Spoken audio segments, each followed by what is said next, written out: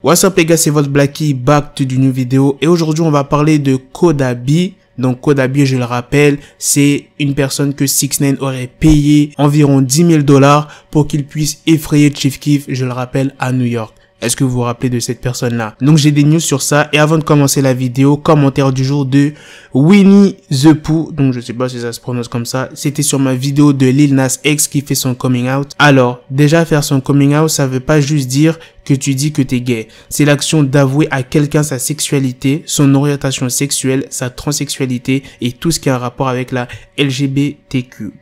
T'as tout à fait raison, dans ma vidéo Lil Nas X qui fait son coming out, je me suis mal exprimé, j'avais dit comme quoi que ouais, faire son coming out, ça veut dire que t'es gay. Bah non, maintenant vous savez vraiment la vraie définition. Comme d'habitude les gars, je compte sur vous pour lâcher un maximum de pouces bleus sur cette vidéo. Et si vous voulez être le commentaire du jour, bah faut dire quelque chose de positif. Alors pour l'histoire de Kodabi, qui est son surnom et qui s'appelle Mackenzie, ce serait la personne qui aurait tiré sur Chief Keef.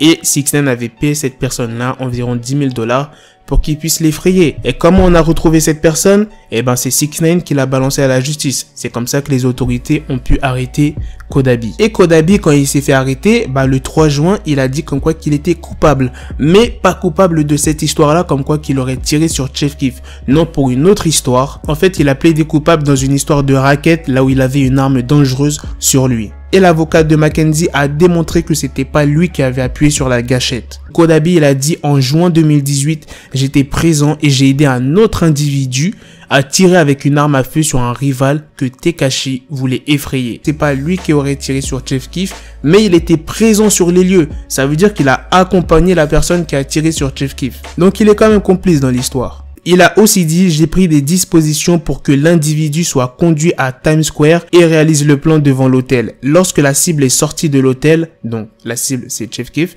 la personne a tiré dans la direction de la zone où se trouvait la cible. Le coup de feu a été tiré parce que Tekashi voulait intimider plutôt que de frapper l'individu.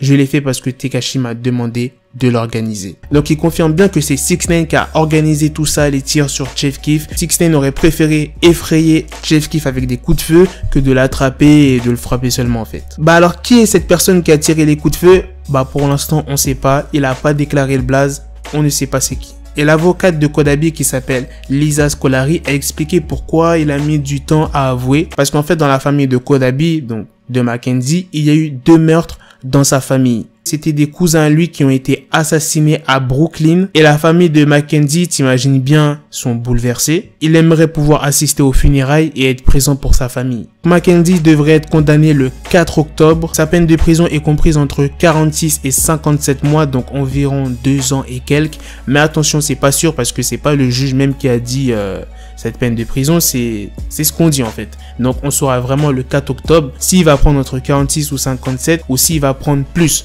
Tout simplement. Donc les gars, c'est la fin de cette news sur Mackenzie alias Kodabi. Dites-moi dans les commentaires ce que vous en pensez. En tout cas, on sait toujours pas c'est qui a tiré sur Chief Keef, mais Kodabi, c'est lui qui a accompagné la personne tirée sur Chief Keef. Moi, je comprends pas pourquoi il a pas dénoncé la personne. Et Kodabi peut pas dire qu'il la connaît pas puisque c'est lui qui a organisé tout ce bordel. En tout cas, Kodabi a clairement affirmé que c'est 6ix9ine qui lui a demandé d'organiser ça. Donc en gros c'est 6ix9ine qui a vraiment payé cette opération. Même si 6ix9ine a snitch Kodabi il a snitch aussi en retour, mais ça met quand même 6ix9ine dans la merde parce que la justice sait que voilà 6ix9ine a tenté d'intimider quelqu'un avec une arme à feu. Donc déjà c'est sûr qu'il va prendre de la prison 6ix9ine. Pas besoin d'attendre le procès pour savoir si 6ix9ine va rester en prison pour ce qu'il a fait. Bref les gars, à la prochaine pour de prochaines vidéos.